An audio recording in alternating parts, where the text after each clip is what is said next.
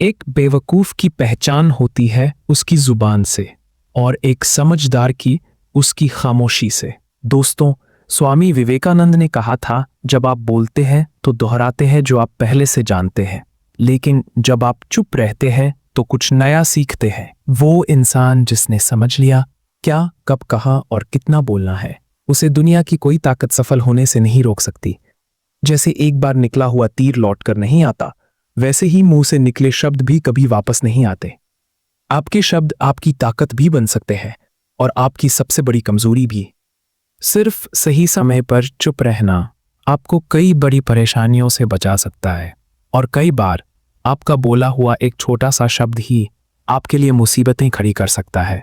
फिर भी लोग बोलते जाते हैं ताकि वो दूसरों को स्मार्ट लगे, जबकि एपीजे अब्दुल कलाम ने कहा था, ग्रेट माइंड्स बोलते नहीं, वो पहले सुनते हैं, सोचते हैं, फिर बोलते हैं। महान योद्धा सन त्सु अपनी खामोशी से ही दुश्मनों को हराया करते थे।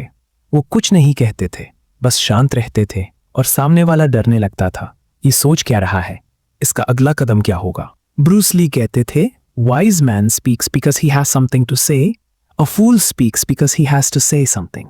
और बुद्ध ने सिखाया, बोलने से पहले 3 सवाल पूछो, क्या मैं जो बोल रहा हूं वो सच है? क्या ये अभी जरूरी है? क्या ये किसी का भला करेगा? अगर जवाब नहीं है तो चुप रहना ज्यादा अच्छा है। जब आप चुप रहते हैं तो आप खुद को गहराई से समझ पाते हैं, आपकी सोच शक्तिशाली बनती है और आपका ध्यान क्लियर होता है।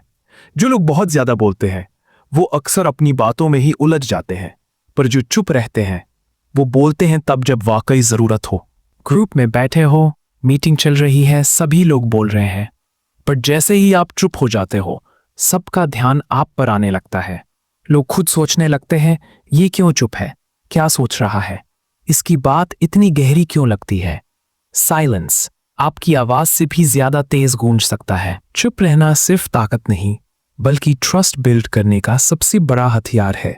लोगों को सुनिए, तभी वो आपको समझेंगे। ओशो ने कहा था, सुनना सबसे गहरा सम्मान है। जब आप किसी को ध्यान से सुनते हैं तो वो महसूस करता है, हाँ मेरी बात की वैल्यू है, और वहीं से रिलेशनशिप में गहराई आती है। साइलेंस आपके कैरेक्टर की शील्ड है। मान लो आप जॉब इंटरव्यू में बैठे हो और सामने वाला सैलरी नेगोशिएट कर रहा है। वो कहता है, हम आपको इतना देंगे, अब आप बस चुप रहो थोड़ी देर।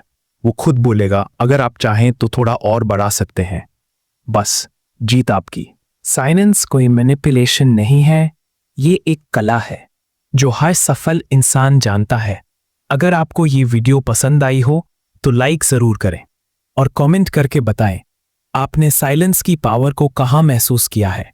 सब्सक्राइब कीजिए हमारे चैनल को ऐसी ही पावरफुल सोच पाने के लिए, और याद रखिए, कम बोलो, सही बोलो, तभी लोग आपको ध्यान से सुनेंगे।